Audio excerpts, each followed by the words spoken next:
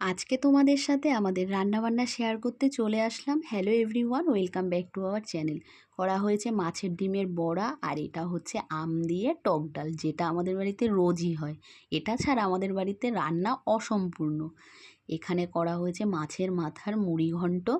দেখো, এখানে 1 গামলা মুড়ি ঘন্ট করা হয়েছে গোবিন্দভোগ চাল দিয়ে, তার মধ্যে ঘি দেওয়া হয়েছে, আর কাতলা মাছের মাথা তো আছেই। তোমরা কে কে মুড়ি ঘন্ট খেতে ভালোবাসো অবশ্যই কমেন্টস করো, আমার তো বেশ ভালোই লাগে। আর এখানে করা হয়েছে দেখো পোস্ত দিয়ে কাতলা মাছ। পোস্ত দিয়ে কাতলা মাছ রান্না করে দেখো বন্ধুরা, দারুণ লাগে কিন্তু খেতে। যা যা রান্না হলো আজকের দুপুরের মেনুতে তোমাদের সাথে সেটাই শেয়ার করলাম।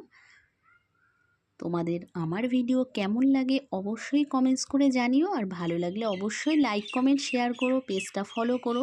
আর এখানে দেখো খাওয়ার জন্য আমি বাটিতে এখন তুলে নিয়েছি, সবাইকে খেতে দিয়ে দেব। তাহলে চলো, ছোট্ট মিনি ব্লগটা কেমন লাগলো জানিও, ভালো লাগলে পেজটা ফলো করে দিও, লাইক কমেন্ট শেয়ার করো। Tata, bye bye.